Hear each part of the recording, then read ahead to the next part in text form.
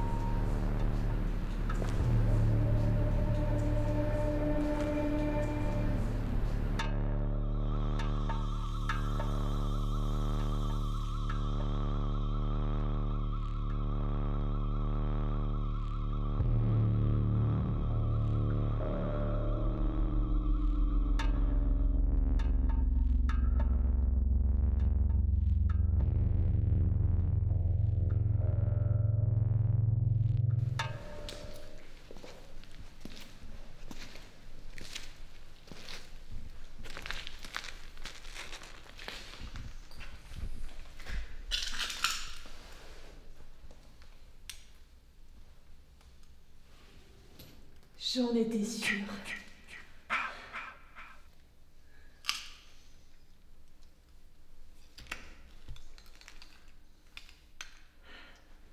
« 10 ans que tu as disparu. J'étais certaine de te trouver ici.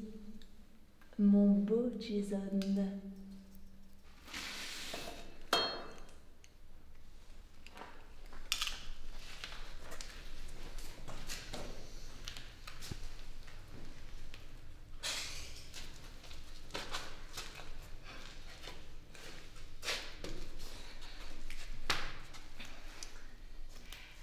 J'ai retrouvé le corps de Jason Voorhees. Pour les blagues glacis, c'est sûrement du pain béni qui me vaudra une promotion. Mais en fait, je m'en moque. Ce qui est incroyable, c'est l'aura que Jason dégage. Même mort, il est impressionnant. On dirait qu'il pourrait se lever d'un coup, marcher comme ça, si l'on avait envie. Bon, il est plutôt en bon état, et sa machine...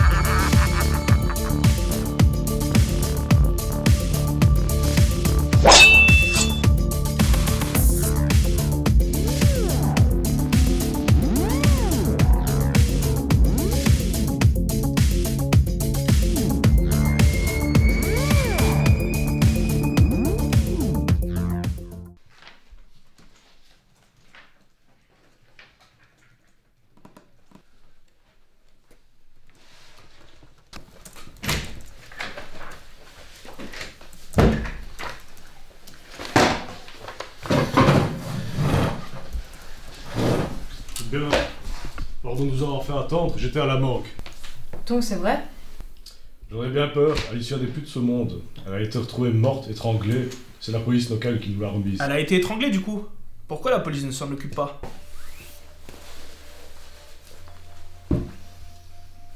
À cause de ceci. Je suis certain que cela va vous intéresser au plus haut point. J'ai retrouvé le corps de Jason Voorhees. Pour les Black Lassie, c'est sûrement du pain béni qui me vaudra une promotion. Mais en fait, je m'en moque. Ce qui est incroyable, c'est l'aura que Jason dégage. Même mort, il est impressionnant. On dirait qu'il pourrait se lever d'un coup, marcher comme ça, s'il en avait envie. Bon, il est plutôt en bon état, et sa machine... Alors, qu'en pensez-vous? Moi je pense que c'est des grosses conneries. Elle s'est fait étrangler par un voyou et elle fait ça exprès pour avoir une promotion. Vous l'entendez dans sa vidéo, non? Je pense pas qu'il s'agisse de conneries. Regardez ça.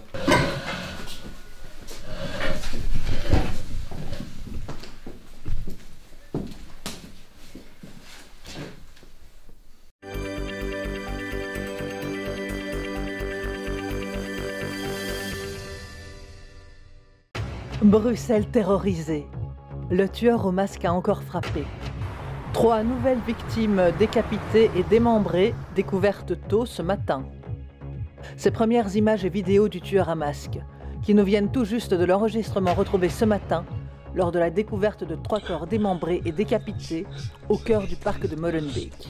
Identifiés par la police technique comme étant le groupe de vidéastes animant la chaîne YouTube Urbex Belgium, qui ont visiblement fait face au tueur dans le collecteur d'égouts. 3 victimes qui rejoignent également ces 4 autres employés de la SNCB, qui sont tombés sous les coups de machette du tueur avant l'ouverture au petit matin de la gare de Bruxelles-Midi. Je rappelle à nos téléspectateurs que ces images peuvent choquer. Et comme à notre habitude, la police nous demande de diffuser l'avis suivant. Dans le cadre d'une enquête judiciaire à Bruxelles, la justice demande de fournir tout renseignement permettant d'appréhender cette personne. L'individu est armé et extrêmement dangereux. En aucun cas, vous ne devez intervenir.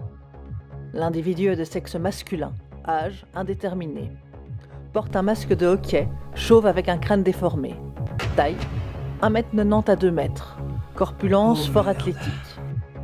Porte une veste militaire verte usagée.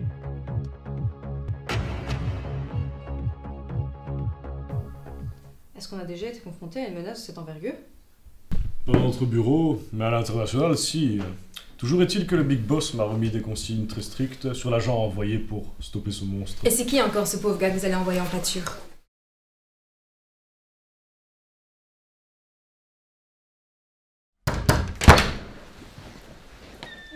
Wow, c'est quoi ce bordel? Qu'est-ce que vous foutez? Agent Az, les Black Lassie ont besoin de vous. Suivez-nous. Les Black Glasses? Mec, ça fait des années que les Black Glasses m'ont viré, t'es pas au courant? Et puis je sais pas si t'as remarqué, mais quand t'es rentré dans la pièce, j'étais un tout petit peu occupé quoi! Agent Az, veuillez nous suivre. N'obligez pas à agir de manière forte. C'est bon, je m'en occupe. Il a raison, Az. C'est Kramer qui nous envoie et ce sont des ordres qui viennent de haut.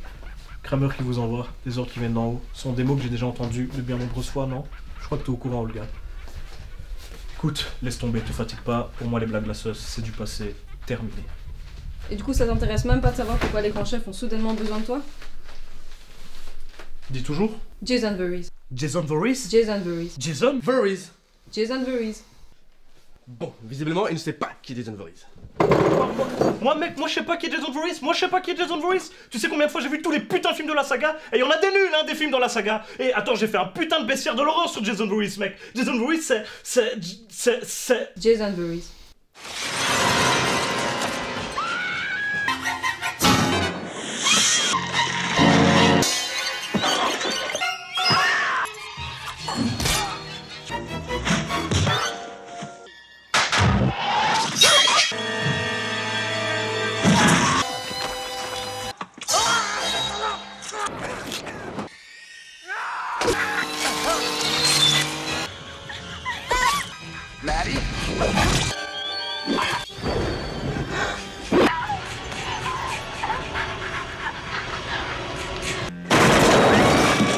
Qui aurait cru que le grand vilain Jason connaîtrait une telle carrière cinématographique ? Pensée à la base pour n'être qu'une pauvre victime à l'origine de la folie de sa mère, la terrible Pamela Voorhees, tueuse dans le Vendredi 13 de l'opportuniste Sean Cunningham en 1980, son destin sera finalement bien plus grandiose. Tout d'abord, c'est du maquilleur de génie Tom Savini que viendra l'idée de le mettre en scène dans un jumpscare désormais culte, histoire de marquer les esprits à la fin du métrage. Mais pour Cunningham et son équipe, cette vision grotesque du cadavre en décomposition du petit Jason sortant ainsi de l'eau où il s'était noyé pour agripper Alice n'était qu'une hallucination de notre héroïne traumatisée. Rien de plus. Bon. Il faut dire que dans leur tentative décomplexée de profiter du succès inattendu du chef-d'œuvre Halloween de John Carpenter, ils n'avaient pas cherché à faire un chef-d'œuvre eux-mêmes. L'idée était de proposer un film dans la même veine, mais aux meurtres plus violents et nombreux. Ça, c'est de la volonté artistique où je ne m'y connais pas. Ainsi, lorsqu'une idée d'une suite fut mise sur la table, tentative compréhensible de surfer sur le succès gigantesque de ce Vendredi 13, la question de trouver un nouveau méchant se posa. Bah oui, Pamela Voorhees était morte dans le premier film, il fallait donc trouver un remplaçant convaincant. Et pourquoi pas utiliser le petit Jason ? Cunningham détestait cette idée, mais pas son ami et assistant Steve Miner, qui reprendra le flambeau et réalisera donc le premier volet des aventures au cinéma de Jason le Tueur avec Vendredi 13 2, le tueur du vendredi. Celui-ci, selon cette histoire, n'était en fait pas mort et avait vécu dans les bois de Crystal Lake, assistant même au meurtre horrible de sa pauvre maman.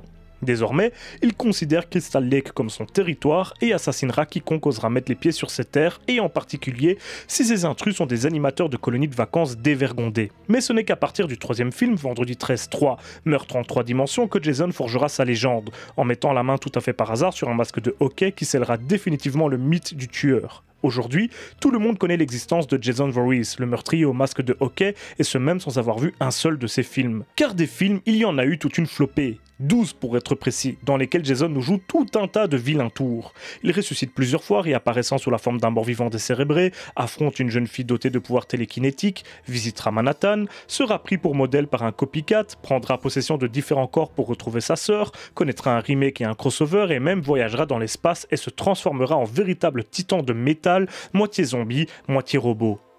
Véritable mine d'or durant toute une décennie pour la Paramount, les aventures de Jason de plus en plus nanardesques finiront néanmoins par lasser le public, ce qui provoquera sa disparition de nos écrans après un énorme body count. Selon les méthodes de comptage, notre colosse a fait entre 151 et 203 victimes, ce qui en fait l'un des bourreaux les plus productifs du cinéma d'horreur, si pas le champion toute catégorie du meurtre.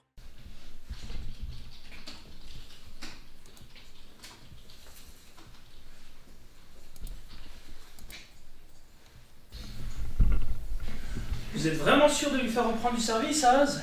Je l'aime beaucoup, mais c'est une vraie bombe à retardement. Je le répète, c'était l'un de nos meilleurs agents, puis ça fait longtemps que je milite pour le voir réintégrer nos troupes. Tout de même, il nous a exposé aux yeux de tous. Écoutez-moi, je suis consciente du risque que Az représente pour nous.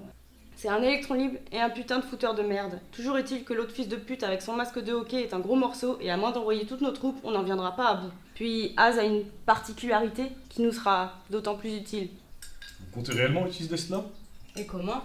Autant que cette malédiction devienne une force. Aucun humain ne peut venir à bout de cet handicapé mental de Jason Voorhees. On parle de quoi là ? Az est au courant ? Non, il est pas au courant et vaut mieux pas lui dire pour le préserver. Ouais, vous faites ça pour le préserver. Écoutez Kramer, ne me cherchez pas. C'est à cause de l'une de vos agents qu'on est dans toute cette merde. Ce petit connard de Az a déjà merdé plusieurs fois et je l'ai puni pour ça. Maintenant, je vais le sortir de sa putain de vie de merde à chier. Utilisez sa malédiction de merde qu'il a lui-même causée pour nous sortir de cette merde dans laquelle votre agent de merde nous a mis jusqu'au cou. Vous m'avez compris ? J'ai arrêté d'écouter après merde. Kramer, je vous jure que... Capitaine, je... Ah, désolé, je vous dérange en pleine réunion. Madame la sous-directrice, je vous avais pas vu, je vais vous attendre dehors. Non, Olga, tu peux entrer. Comment s'est passée ta mission ?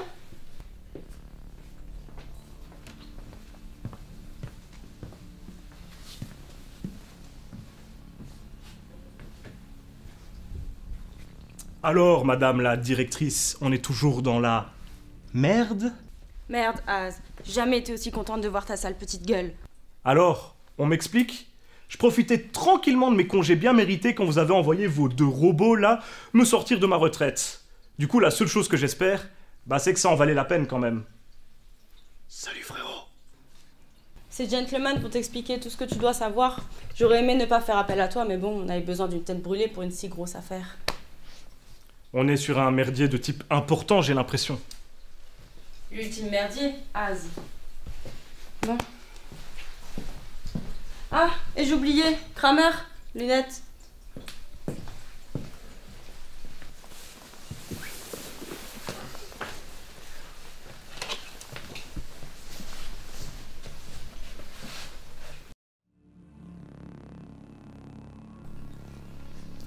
Bon retour parmi nous, Az. Merci beaucoup, Captain. Dis-moi, Az, ça n'a pas dû être évident de combattre Freddy Krueger. C'est le genre de chose qui peut te laisser des traumatismes. La ferme, Tony. Non, ça va, Captain, ça va. En vrai, il a pas tort. Tu sais, Tony, ouais, j'ai affronté Freddy Krueger.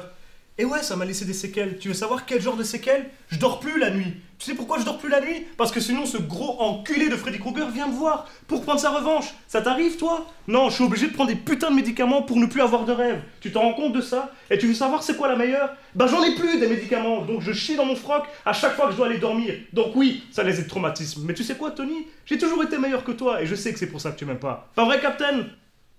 Ouais. Ok, c'est bon. Bon, on a du boulot. Va falloir d'abord te trouver une nouvelle équipe ainsi que de nouveaux médocs. Az, Olga, avec moi. Attendez, un tout petit instant, Captain. Il me reste une chose importante à faire. C'est bon d'être rentré chez soi. Allez, on peut y aller. Ah, moi, tout ce que je sais dans cette histoire, c'est que la pauvre Alicia n'aura pas son 13e mois.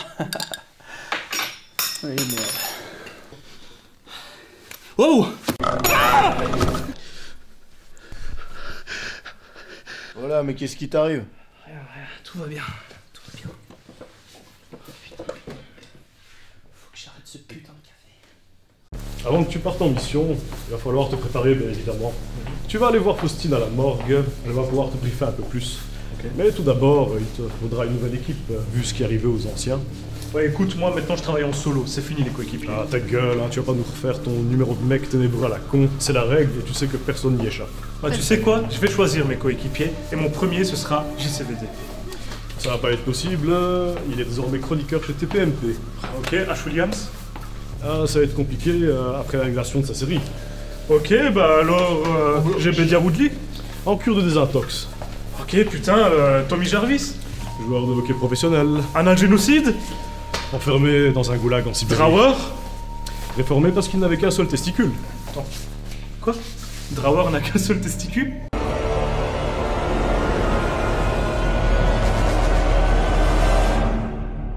Et surtout, attends, on peut être réformé pour ça? Bah oui. En fait, son seul testicule restant parle et il est genre insupportable. Ça faisait chez toute la boîte. Attendez, capitaine.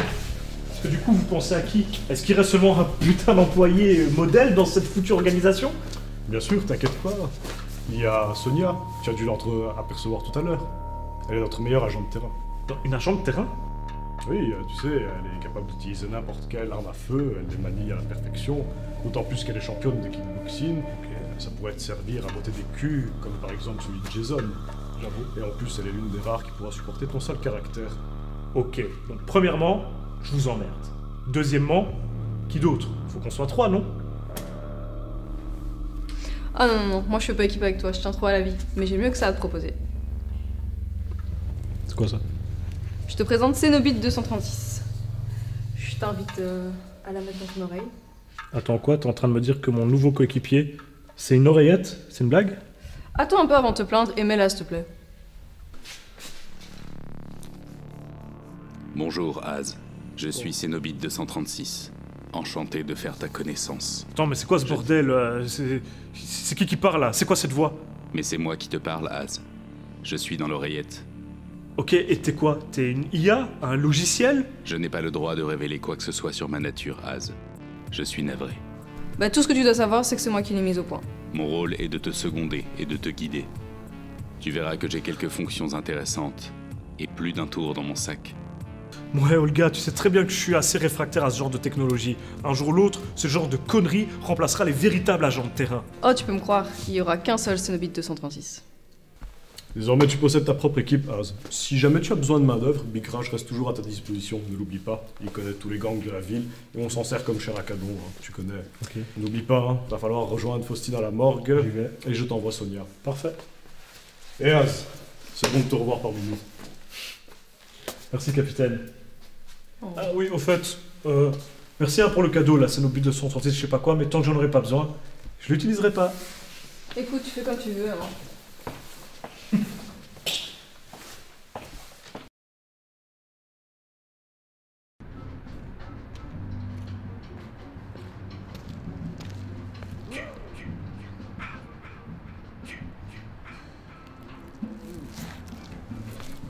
C'est pas vrai, putain de légendaire de merde, je vais te capturer, putain, mais c'est pas possible.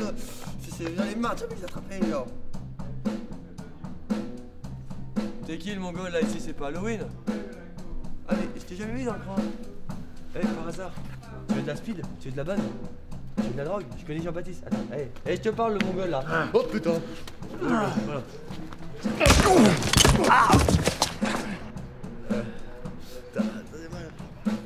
Écoute, promis, écoute, je te fais un bon prix. Ça te va, peut-être un... Ah, putain.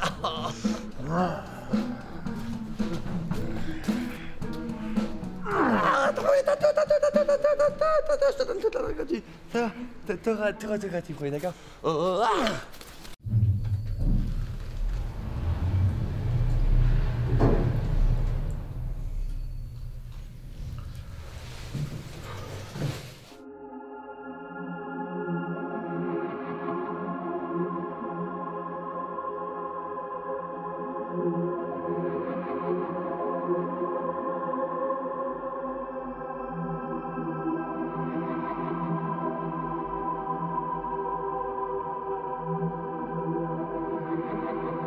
Ta curiosité aura causé ta perte, mais tu es entre de bonnes mains maintenant, et je vais bien prendre soin de toi, ma beauté.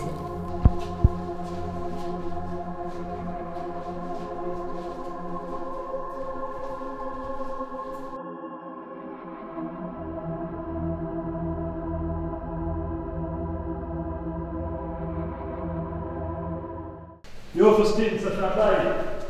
Toujours la bonne ambiance ici. Pareil que je dois te voir avant d'affronter Jason. Az, j'ai cru que tu ne viendrais jamais. Tu sais, personne ne me rend visite ici. Ouais, mais bon, comme si ça te dérangeait. Tu me connais bien. J'aime la compagnie des cadavres, et je pense qu'elle m'aime aussi. Comme quoi, il y a des choses qui changeront jamais. Putain, c'est Alicia. Pourquoi tu lui laisses ses yeux grands ouverts? Putain, quel gâchis. Elle a vraiment fait la conne cette fois. Et toi, j'imagine que tu m'as fait venir pour la faire parler? Mais non, qu'a-t-elle à nous dire, elle? Non, j'ai quelque chose de beaucoup plus intéressant pour toi. T'inquiète pas, tu vas être surprise.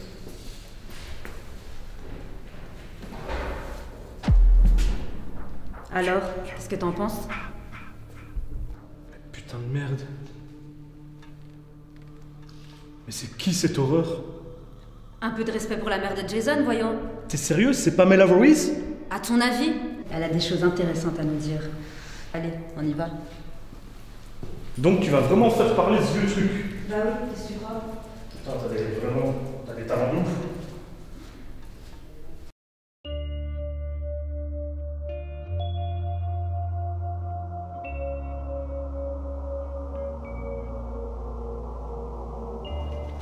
Je peux venir? T'es prêt, t'es sûr? Je pense. Alors, vas-y, viens.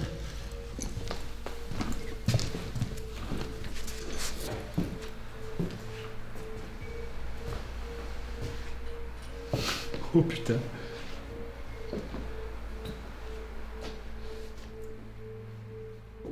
T'es vraiment glauque quand même comme meuf pour faire des délires pareils. J'en crois pas mes yeux. Guili guili. Viens derrière moi, on va la réveiller. Enfin, je sais pas, c'est un peu dangereux, non? C'est quand même pas Pamela Voorhees. Mais tu rigoles ou quoi? C'est qu'une tête, elle va pas te manger. Ouais, je suis quand même pas rassuré. Adedou Dambala! Pamela, je t'ordonne de te réveiller et de répondre à nos questions.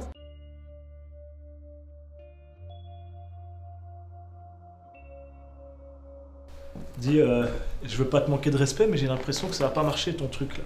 Mais dis, attends 2 secondes. Qui ose me sortir ainsi de mon sommeil? Sur un autre ton, Pamela! C'est moi qui t'ai réveillée. Qui êtes-vous, mortel? Et qu'est-ce que vous me voulez? Je n'ai qu'une seule question à te poser, et tu vas y répondre. Je sais bien ce que vous allez me demander. Mon petit garçon vous pose des problèmes. Ne comptez pas sur moi pour vous aider. Débrouillez-vous. Écoutez, soit vous nous dites comment tuer Jason de façon simple et pacifique, soit nous le faisons à notre manière. Allez-y. C'est avec grand plaisir que je vous laisse vous faire massacrer un par un.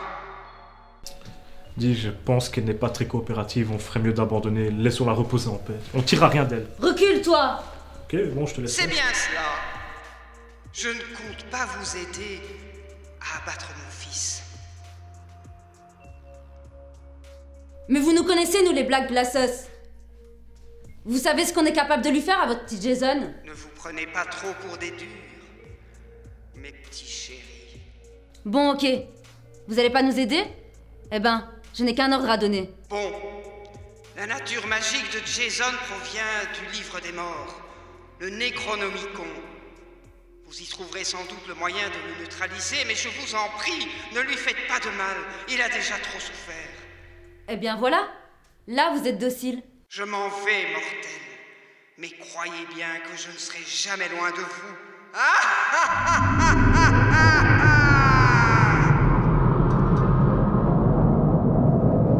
Ah, les morts. Toujours pareil avec eux. Avant de partir, ils doivent faire les malins. Az, t'es où? Ah là là, maman a raison. Je trouverai jamais de mari.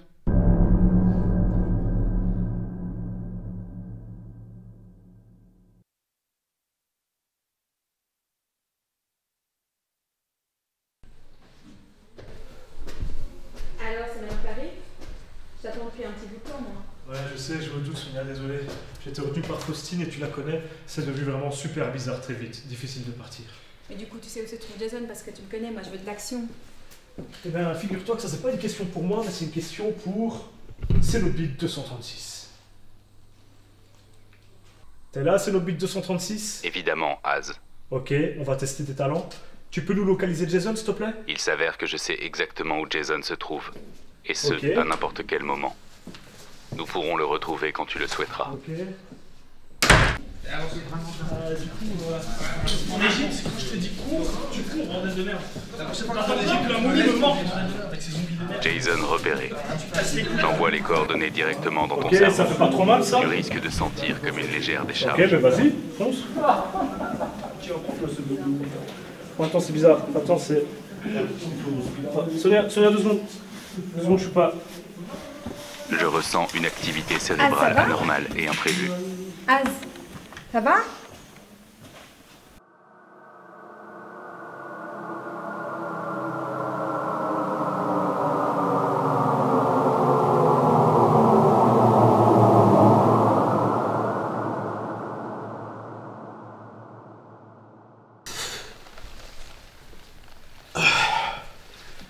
Ça va, t'inquiète, j'ai rien. Bon, c'est bon, tu peux... C'est quoi ce bordel?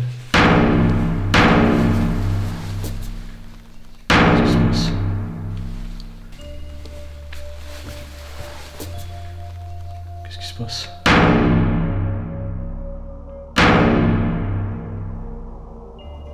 Ah, c'est bon, vous me faites une blague, là?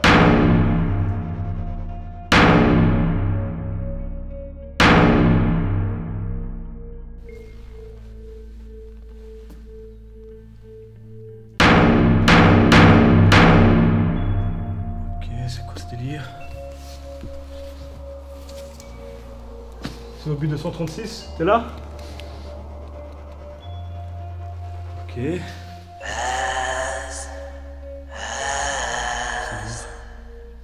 Salut, Az.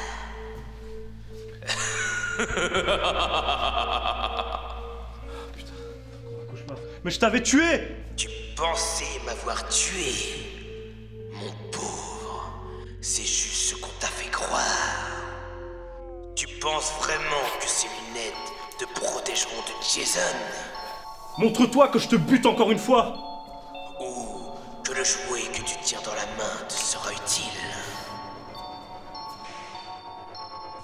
Eh ben, tu vas voir ce que ce jouet est capable de faire. Non, Az. Pour vaincre le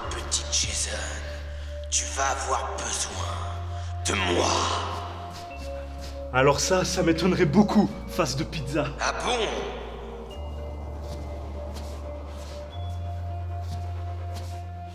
On parle de Jason, de nombreuses vies sont en jeu. Et moi, mon boulot, c'est de protéger les innocents des connards comme toi. Je l'ai déjà fait et je vais continuer à le faire. Ah, mais tu penses vraiment m'avoir vaincu? Te souviens-tu de notre confrontation? Ou, comme par hasard, as-tu perdu la mémoire? Ne t'es-tu pas réveillé seul dans cette chambre, sans trace de moi ou de tes coéquipiers? Que s'est-il réellement passé, Az? Tu me prends pour un con? C'est pas la première fois que tu tentes de me manipuler, et je tomberai plus dans tes pièges. Il te mente, Az. Et tu veux une preuve plus concrète? Que penses-tu que cette fiole contienne, Az? Je l'ai volée à ton ami Olga.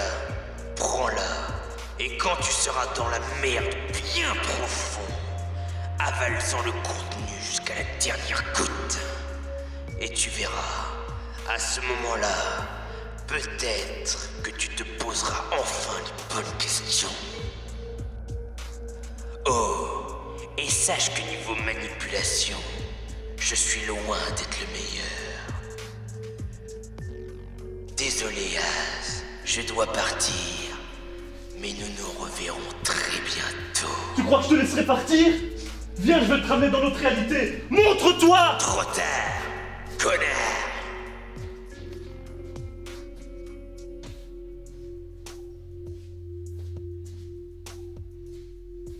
Az, ça va? Oh, mais qu'est-ce qui s'est passé? Ah, bonne question.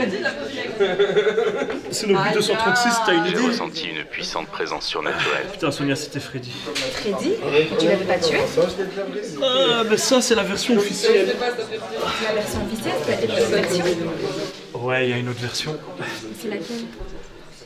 Ok, je vais te la raconter, et tu dois me promettre de le garder pour toi.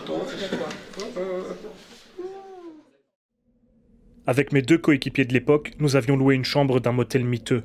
Ils attendaient, armés jusqu'aux dents, que je me réveille accompagné de Kruger. La première partie du plan a fonctionné. Je me suis réveillé et Freddy est apparu dans notre chambre. Nous nous sommes battus. Je me souviens que l'un des agents est très vite tombé mort et que le rire de Freddy retentissait dans ma tête. Je lui ai tiré au moins 3 balles en pleine poitrine.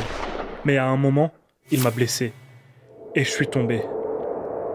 Et à mon réveil, j'étais seul dans la pièce. Plus de Kruger, plus de coéquipiers. Pas même une trace de sang.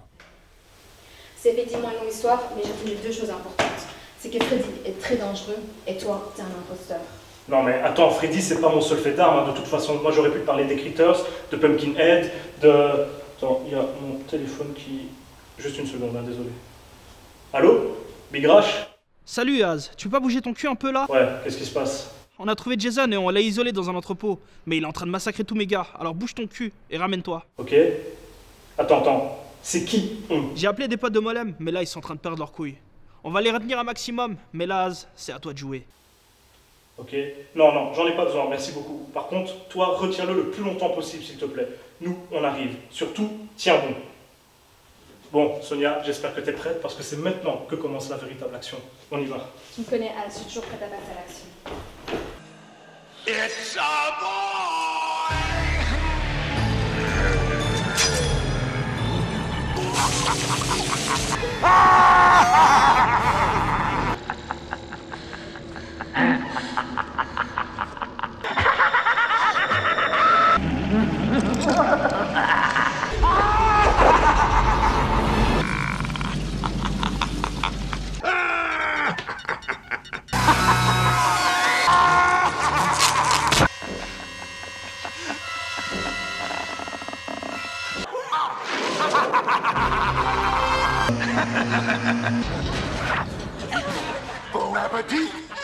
Si l'on peut dire que Jason est un petit peu le fils illégitime de Michael Myers, Freddy Krueger est lui-même le papa d'un grand nombre de petites créatures perfides.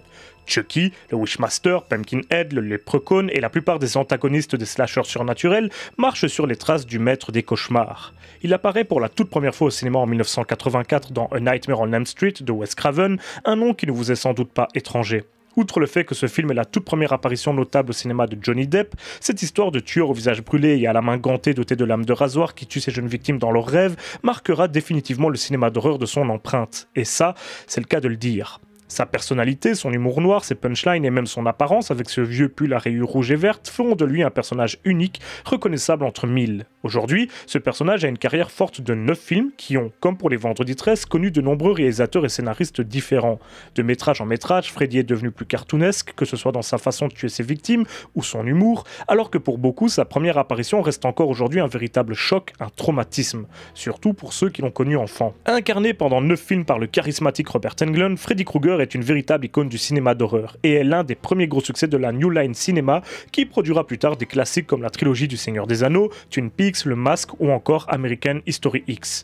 Mais comme pour son camarade Jason, le public finira par se lasser des bouffonneries meurtrières de Freddy, dont les films rapporteront de moins en moins au box-office avec le temps, jusqu'à atteindre des scores décevants pour le 6e épisode, Freddy's Dead, The Final Nightmare. Wes Craven, papa de Freddy mais qui n'en possédait pas les droits, décidera de réaliser un 7e épisode pour la franchise, lui qui n'y était plus intervenu depuis le tout premier épisode. Il en fera un petit succès avec une histoire différente se déroulant dans notre réalité où les acteurs du film joueront leur propre rôle. Mais malgré tout, après tant de films et un succès critique et commercial de plus en plus limité, la New Line décidera de ranger Freddy dans un placard, sans oublier bien sûr les belles années qu'il lui avait offertes. Mais attendant le bon moment pour ressortir ce dangereux croque-mitaine de son placard. Ce qu'ils tenteront de faire en 2010 avec un remake, qui sera un bon succès au box-office, mais qui se fera littéralement démolir par la critique, lui reprochant un développement de personnages et un scénario très faible, mais aussi un Freddy beaucoup moins intéressant, plus sombre, et campé cette fois-ci par Jackie Earle Haley. Finalement, même si Freddy a un body count beaucoup moins élevé que celui de Jason, c'est sa personnalité qui fait sa force et la façon excentrique avec laquelle il va dépecer ses victimes.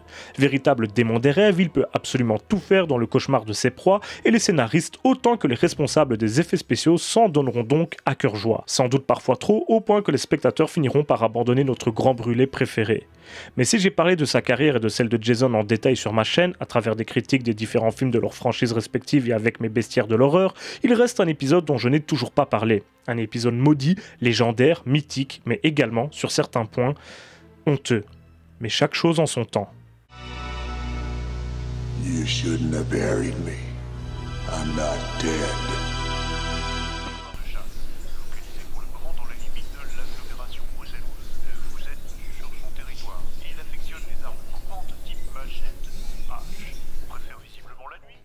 C'est bon, ils sont en route.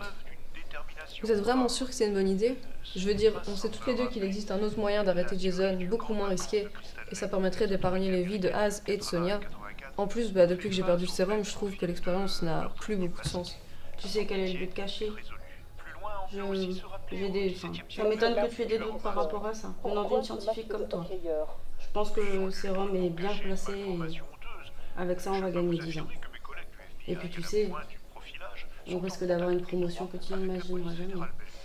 Mais pour Az, j'en sais rien. Comme dit le proverbe, on fait pas d'omelette sans casser des œufs. Bon, retourne à tes affaires. Oui, madame.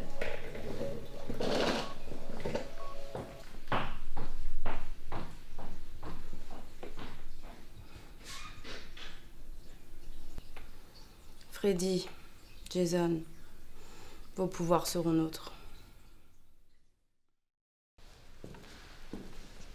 Hey Rash, on est là. T'as assuré mec. J'ai plus de balles. Mais t'es enfin là. Maintenant c'est ta merde, tu me casses. Attends, t'assistes pas à la fête. Va te faire foutre Az.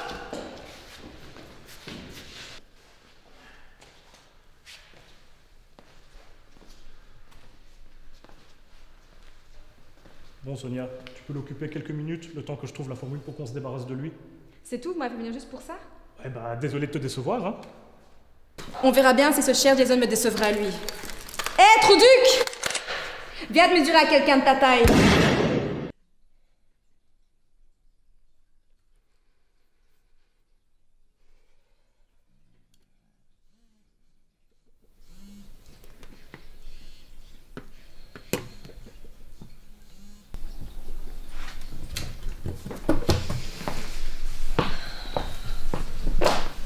Ne fais pas, Olga, ne fais pas.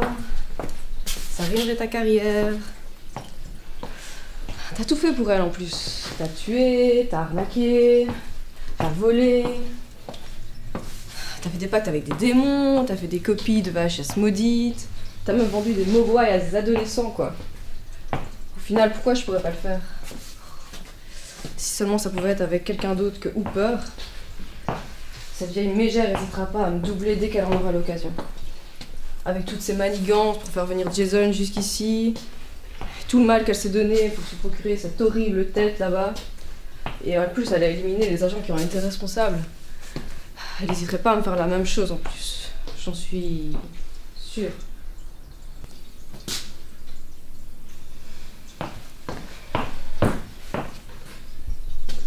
Allô, Fausti? Non, je suis un peu occupée pour le moment. La tête de qui? Bah non, qu'est-ce que je ferais avec un truc comme ça? Ouais, demande à Craven plutôt. Allez, salut, hein.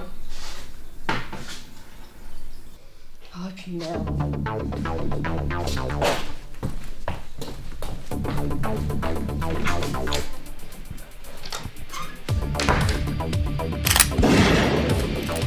C'est le bit 236, tu peux me trouver une formule du Necronomicon qui me débarrassera de cet enfoiré, s'il te plaît? C'est quand tu veux, Az.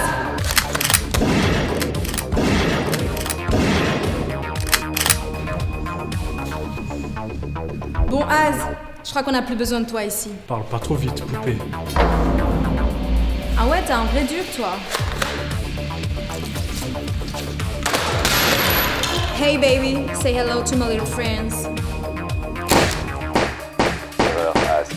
Je n'ai trouvé aucun passage du Necronomicon qui permette d'arrêter. Mais qu'est-ce que tu racontes? Pamela Voorhees nous a dit qu'il en existait un. Je ne trouve rien de tel. Mais si tu veux, je peux réveiller une armée de morts vivants qui mettront Jason en pièces. Non mais c'est pas mal ça, on peut le faire. Il y a des risques. Les chances d'éradiquer la totalité de la population. Putain, je me demande vraiment si t'es de notre côté en fait. Je ne fais que répondre à tes questions. C'est le bit 236, s'il te plaît, aide-moi! Bordel, Az, qu'est-ce que tu fous? J'ai presque plus de munitions. Une seconde. J'analyse la situation.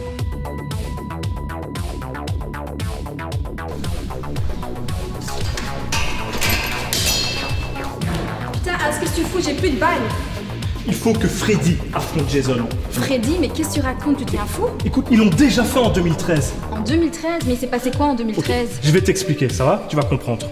Je serai au premier rang. Au fond de mon cœur, je sais que ce sera probablement horrible, mais j'y serai quand même. Tous ceux qui iront seront sans doute comme moi, achetant leurs billets tout en sachant que l'idée même de ce projet est ridicule. Et pourtant, ce sera peut-être bien. Même si ce n'est pas le cas, rappelez-vous ce que Vern Tessio disait dans Stand By Me à propos d'un duel entre Superman et Mighty Mouse. Peu importe qui gagne, ce sera un bon combat.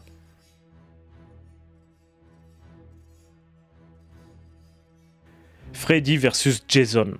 Vendredi 13 et les Griffes de la Nuit sont sans conteste les deux plus grosses franchises horrifiques des années 80. Mais même si elles ont évidemment des caractéristiques en commun, elles ont également des différences très marquées. Vendredi 13 appartient à la Paramount, l'un des plus vieux et gros studios hollywoodiens qui était avant cela habitué aux films d'action, drame ou autres comédies à Oscar.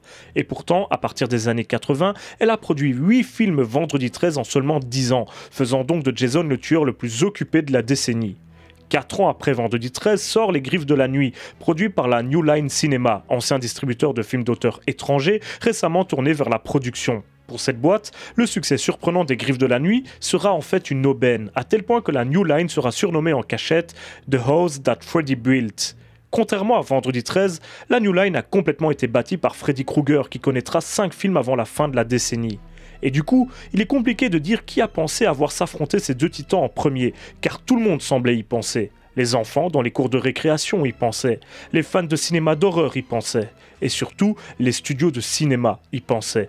Mais s'il faut vraiment trouver quelqu'un, on pourrait citer David Chaskin, scénariste du deuxième Freddy, qui, sur le plateau du film, évoqua en 1985 l'idée folle de faire s'affronter Freddy et Jason. Mais il n'est pas aussi simple que ça de réunir deux personnages appartenant à des studios rivaux dans un seul et unique film. En 1986, après le succès du 6e Vendredi 13, Frank Mancuso Jr., président du studio, lança des négociations avec la New Line, mais peine perdue. Les deux boîtes voulaient autant l'une que l'autre produire et distribuer le film et n'étaient pas prêtes à laisser l'autre empocher sa part du gâteau.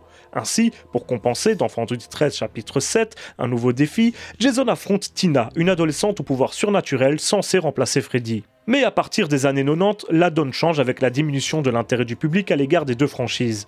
Les suites de Vendredi 13 sont particulièrement décevantes, et notamment le 8e film, qui est paradoxalement à la fois l'épisode de la saga qui a coûté le plus cher et celui qui a rapporté le moins d'argent. Finalement, la Paramount abandonne un petit peu cette franchise, car il pense avoir épuisé la poule aux œufs d'or et se laisse convaincre par la New Line de la laisser s'occuper du projet Freddy vs Jason. Les discussions autour du film peuvent enfin réellement commencer, mais si vous pensez que le plus dur est fait, vous vous fourrez le doigt dans l'œil jusqu'aux couilles. Officiellement, 16 scénaristes succédèrent autour du projet, délivrant tous des histoires différentes. Certains scénarios furent plus intéressants que d'autres, et selon les années, d'autres problèmes surgirent et ralentirent les avancées des différentes équipes. Des producteurs et scénaristes licenciés, des échecs commerciaux d'autres films, des scénarios dormants dans des tiroirs, des projets jugés plus importants qui passèrent en priorité, etc. Des tas de gens s'investirent dans la production de ce crossover, dont certains non connus, Bob Shaye, Sean Cunningham, Michael De Luca, etc. Le projet fut proposé à différents réalisateurs, dont Peter Jackson et Rob Zombie, qui déclinèrent, mais ce qui frappe, c'est évidemment la diversité des différents scénarios proposés. Pour vous la faire court, on a eu droit à une histoire de secte adorateur de Freddy cherchant à le ressusciter, forcé d'affronter l'ivresse meurtrière de Jason, des histoires où on apprenait que Freddy fut l'amant de Pamela, la mère de Jason, ou qu'il était moniteur à Crystal Lake et directement responsable de sa noyade, lui donnant donc une véritable raison de se venger, un film judiciaire retraçant le procès de Jason une fois capturé par les autorités, une histoire qui devait se terminer en enfer avec Pinehead de Hellraiser pour juger Freddy et Jason, une autre histoire nous racontons la mise en place d'un mur tout autour de Crystal Lake pour empêcher Jason d'en sortir, etc. D'ailleurs, outre Pinehead, l'ajout de Leatherface de Massacre à la tronçonneuse ou de Ash de Evil Dead fut également envisagé. Mais comme vous vous en doutez, s'il était déjà difficile de réunir 2 stars de films d'horreur, il était inconcevable d'en ajouter d'autres encore. Durant de nombreuses années, les discussions continuèrent, coûtant à elles seules $6 millions à la New Line. Ce fut si long que le studio produit 2 épisodes supplémentaires de la saga Vendredi 13, histoire de pouvoir garder les droits de la franchise. Les 2 furent des échecs commerciaux, surtout Jason X, le slasher de science-fiction durant lequel Jason tuait des pauvres gens dans l'espace. Après un tel four au box-office, il était hors de question de produire un autre épisode, à part le crossover tant attendu.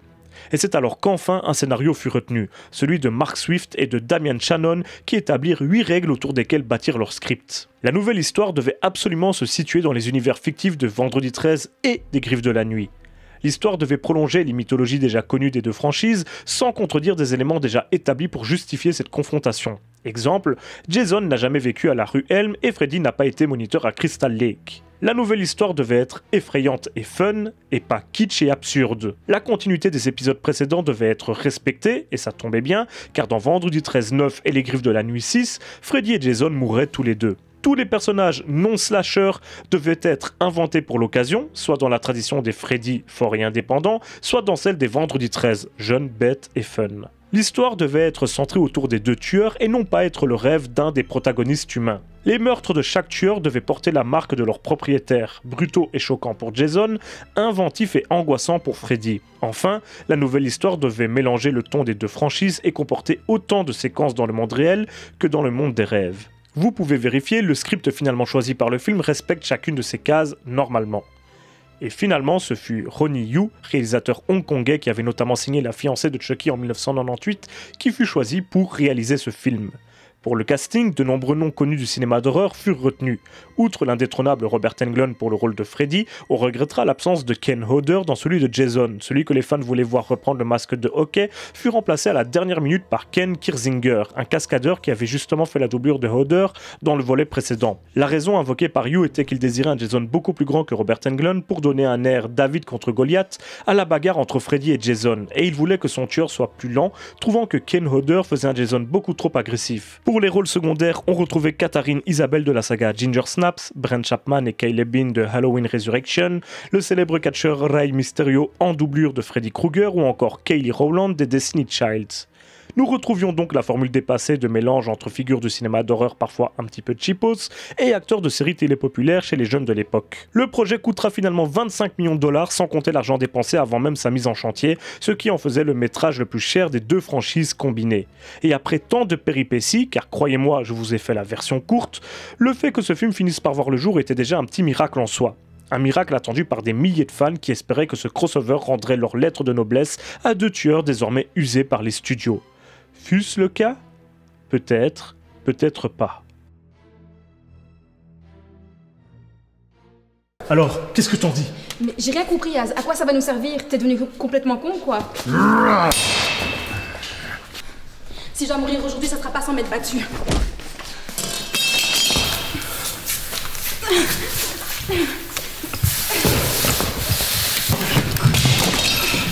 T'inquiète pas, Sonia. Tu mourras pas aujourd'hui.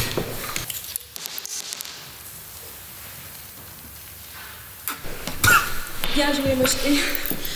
Tu m'as eu. Mais connard de Freddy, tu vas te montrer, oui! Alors, Jason, prêt à te faire botter le cul?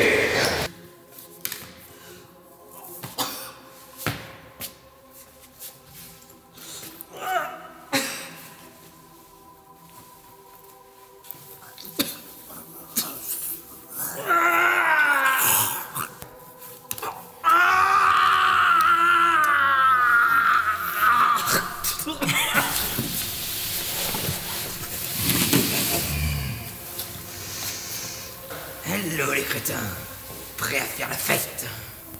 Hey Jason, ça fait un bail, dis-moi. J'espère que t'es content de me revoir au moins. Parce que moi, c'est probablement le plus beau jour de ma putain d'existence. Ces putains de lunettes noires cherchent à nous éliminer, en nous montant l'un contre l'autre. Tu crois ça, toi? Nous, qui nous sommes pourtant toujours si bien entendus. C'est incroyable, non?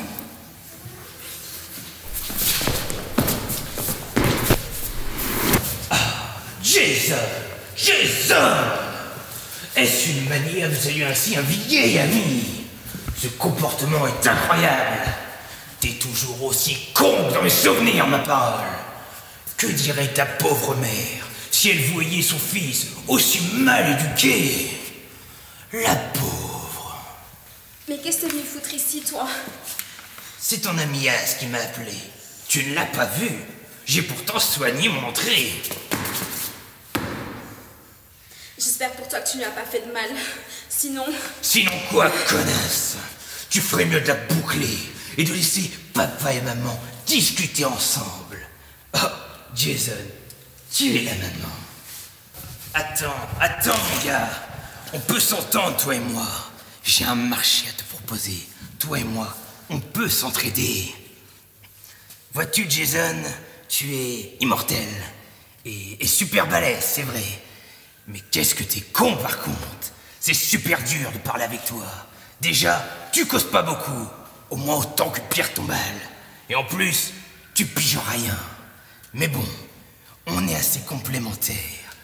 Et si tu m'écoutes, je t'aiderai à retrouver la tête de ta chère grosse vache de mère. Ah, enfin tu m'écoutes. Eh oh, tu me comprends là? Ouais, attends, on va faire un test. Si tu me comprends, laisse tomber ta machette par terre.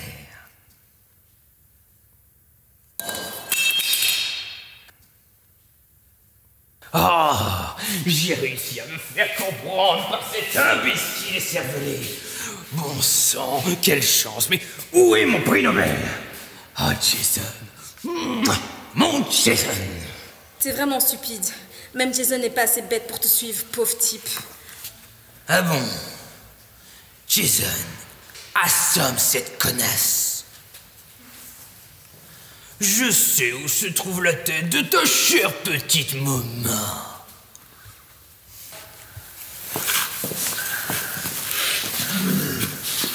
Bravo, Jason! Mon cher, mon tendre, mon doux petit Jason. Sale bitch. On n'a plus à être dominé par les humains. Pourquoi nous batterions-nous ensemble alors que nous pourrions former une si bonne équipe? Nous ne sommes pas des marionnettes. Nous sommes des tueurs. Nous sommes libres d'exercer comme bon nous semble. Telles les créatures que nous sommes. Insatiables. Remplies de sang et non pas la botte de ces larbins. Ça, il fallait le dire tout de suite, Freddy. Mais tu ne mourras donc jamais! Tu peux pas me laisser en paix, au moins une fois! Tu sais, Freddy, tu lèves tes griffes, tu montes les dents. Je sais que t'es un méchant, en tout cas tu te fais passer pour un méchant, mais t'as beau être une raclure, une mocheté, parfois même un type stupide, même si tu parles du pauvre Jason dans ces termes-là, moi je t'ai toujours respecté, Freddy. Et je pense que si tu avais évoqué toutes ces problématiques avec moi, avant de faire tout ce bordel, avant de me manipuler, on aurait peut-être pu faire quelque chose de grand ensemble. En tout cas, si tu crois que moi j'aime être à l'arbre de ces putains de black glasses de merde, tu te trompes. T'étais dans ma tête, tu sais ce qu'ils m'ont fait, non? Tu le sais. Là, ce que je te propose, Freddy, c'est de leur rendre la monnaie de leurs pièces, mais au centuple. Ils vont nous le payer tout ce qu'ils nous ont fait. Et je peux même peut-être tolérer qu'un mec aussi moche que toi vive dans mon corps. C'est possible. Dans mes bras, grand brûlé, et ne faisons plus qu'un. Comment se faire s'affronter Freddy et Jason? C'est évidemment le nœud du problème. Il faut trouver une excuse suffisamment convaincante pour que ces deux monstres du cinéma d'horreur se livrent bataille, d'autant que l'intérêt de la chose n'était pas forcément facile à trouver. C'était un pur fantasme de fan dans la même veine que les death battles que l'on peut trouver aujourd'hui sur internet, du genre Son Goku contre Superman ou Luke Skywalker contre Aragorn. Toujours est-il que le film nous présente un pitch de départ intéressant, Kruger a été vaincu dans le film et aujourd'hui Springwood a tout fait pour l'oublier. On ne prononce plus son nom dans la ville, on nie son existence, à tel point que les adolescents de la ville ne connaissent même plus son nom. Si on ne le craint plus, Freddy n'a plus le moindre pouvoir sur les vivants et il décide donc d'entrer dans les cauchemars d'une autre victime, Jason Voorhees, lui aussi mort dans son dernier film. En se faisant passer pour sa mère, Pamela Voorhees, il l'oblige à aller tuer des adolescents pour lui à Springwood, ce qui est un clin d'œil au deuxième épisode de Vendredi 13 dans lequel l'héroïne se fait également passer pour Pamela pour manipuler le pauvre Jason. Con comme un cornichon, Jason se rend à la rue Elm et se met à trucider des adolescents. Très rapidement, le plan de Freddy fonctionne et des locaux se remémorent ces horribles meurtres.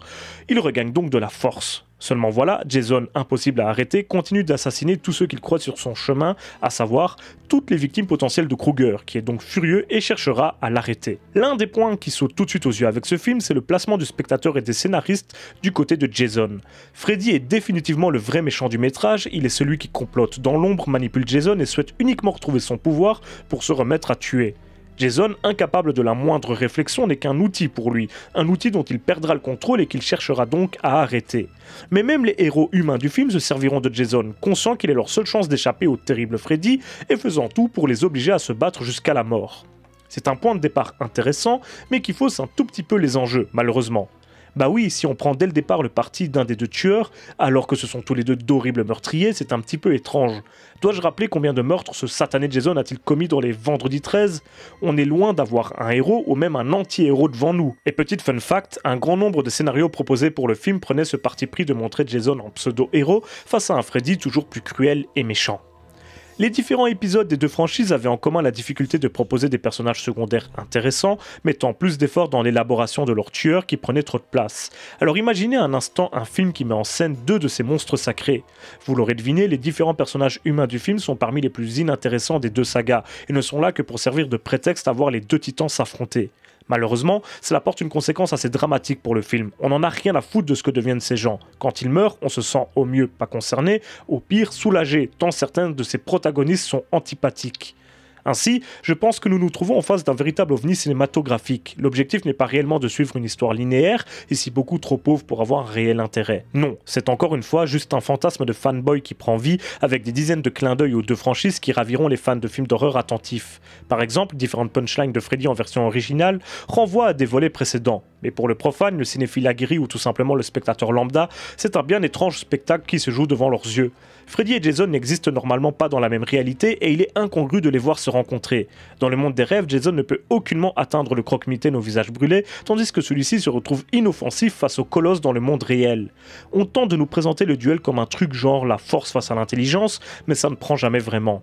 En fait, Freddy vs Jason est un monstrueux match de catch, truqué d'avance, spectaculaire, et qu'on fait semblant de suivre pour son histoire, alors que ce qui nous intéresse au fond, c'est de les voir se foutre sur la gueule. Du coup, on se retrouve avec un scénario expédié, bourré de facilités, qui se veulent être expliqués par les backgrounds des personnages, mais qui en fait ne le sont pas. Toute la backstory des personnages secondaires qui vivent dans l'asile psychiatrique de la région ou qui suivent des cours ensemble est complètement oubliable et pourrait pour le même coup disparaître du film sans qu'aucun spectateur n'en soit déçu. La quasi-totalité de la BO du film est composée de morceaux de métal qui sont plutôt cool mais qui reste très loin des thèmes originaux mythiques que les deux franchises pouvaient proposer. Et du coup, Freddy vs Jason manque d'une véritable identité musicale.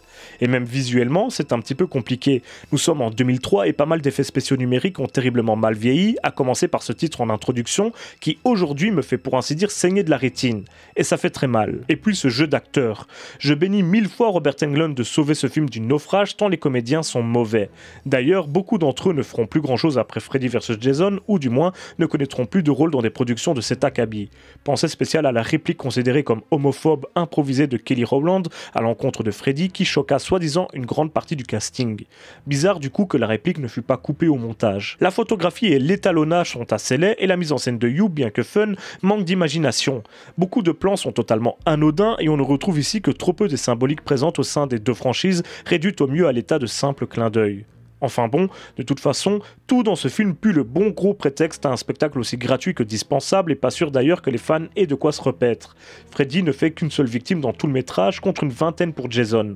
D'ailleurs, spoilons allègrement, le film prétend ne pas donner de vainqueur, mais cette image finale, marquée par la tête coupée de Freddy qui fait un clin d'œil au spectateur, ok, officiellement personne n'est perdant, mais comme dit Ken Kirzinger quand on le questionne à ce sujet, il n'a plus de corps, donc je l'ai battu, mais ce n'est qu'une bataille et pas la guerre. Encore une fois, Jason était voué à gagner vu qu'il était montré comme le gentil affrontant un méchant et c'est une prise de position aussi triste que lâche à mes yeux. Mais bon, ce n'est pas comme si c'était le seul problème du film de toute façon. Bon, bah j'ai l'impression qu'il est retourné chez lui, hein. Par contre, du coup, il nous reste un tout petit problème. Jason, attends! Je sais ce que tu cherches. Je sais que c'est la raison de ta présence ici. Et il y a eu trop de morts jusque maintenant, du coup, vas-y, prends-la et va-t'en.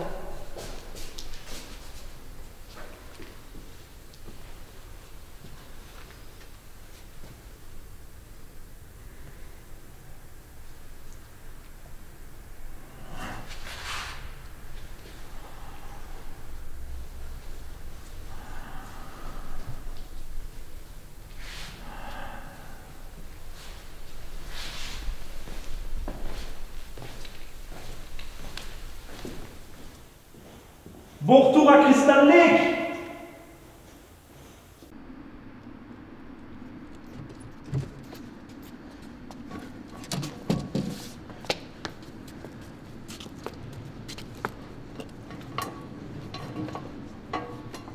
Eh mais As, tu vas où? Elle est blessée, faut l'emmener à l'hôpital. Non mais, j'ai quelque chose d'important à régler. T'inquiète pas, Sonia, je viens de voir à l'hôpital. Eh, prenez soin de vous, faites attention, hein. Et Az! Bien joué, mon pote.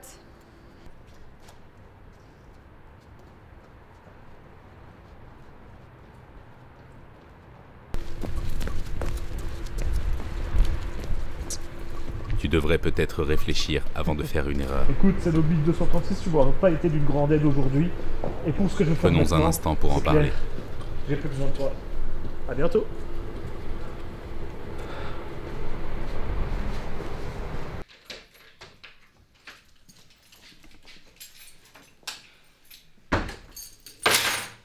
Az? Bonsoir, sous-directrice Hooper. Je suis un petit peu déçu par votre appartement, je m'attendais à un petit peu plus de luxe, vu tout ce que vous gagnez. Asseyez-vous s'il vous plaît. Ton retour parmi nous commence très mal. Tout ça va mal se finir. Probablement, mais peut-être pas pour moi. Allez, asseyez-vous j'ai dit, et tout de suite. C'est vous qui avez fait venir Jason? Oui. C'est vous qui avez volé la tête de Pamela Voorhees et qui avez exécuté les agents qui en étaient responsables? Oui, ou plutôt, je l'ai ordonné. Ok. C'est vous qui avez manipulé Alicia et qui êtes responsable indirectement de sa mort? Oui, mais le but n'était pas qu'elle meure. Après, Alicia avait un métier dangereux, et elle le savait. Oh, épargnez-moi vos conneries, Hooper. Vos manigances, elles s'arrêtent ici. Et je vous laisserai plus vous en prendre à d'autres agents ou à d'autres innocents pour atteindre votre but. Croyez-moi. Vas-y, tue-moi, Az. J'en ai rien à foutre. Nous ne sommes que des pions sur un échiquier. Et ça, tu le comprends pas. Si t'as des couilles, vas-y, tue-moi. Mais si tu fais ça, tu ne passeras pas la nuit. Donc, pose ton arme et fais ce que tu sais faire le mieux. Bosser pour les Black Glasses. Vous savez quoi, Hooper? Je vais pas vous tuer. J'ai bien pire pour vous. Toutes les saloperies que vous venez de raconter sont enregistrées là-dedans. Vous savez bien ce que ça veut dire, non? T'es qu'un putain d'enculé de merde, Az. On va dire que c'est un cadeau d'Alicia Et d'Olga pour vous, future ex-sous-directrice Hooper.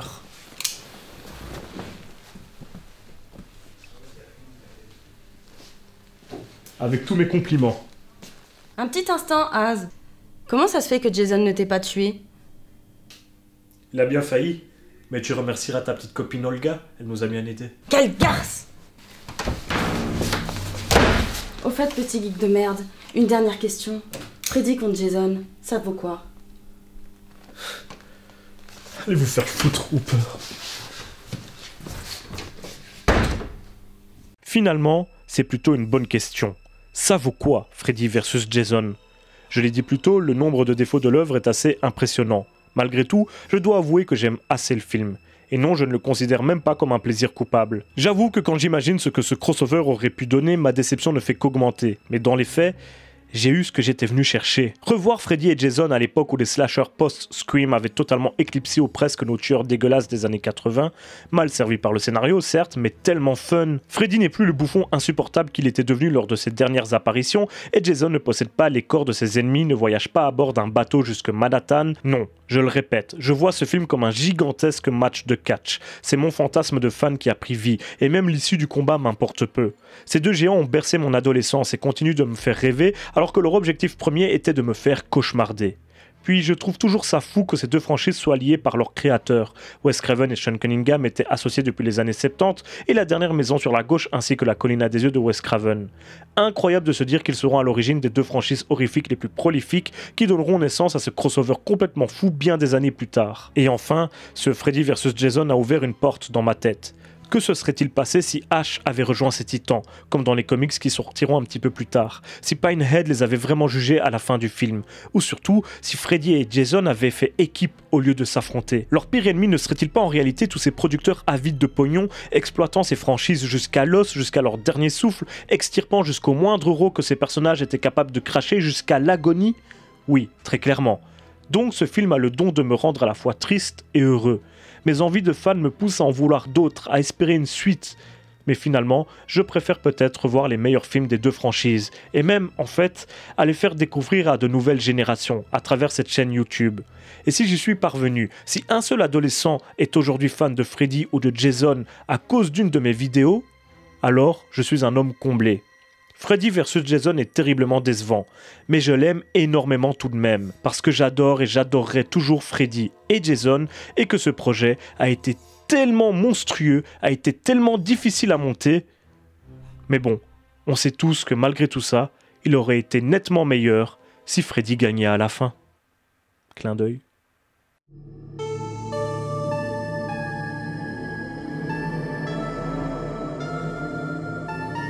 I'm coming for you.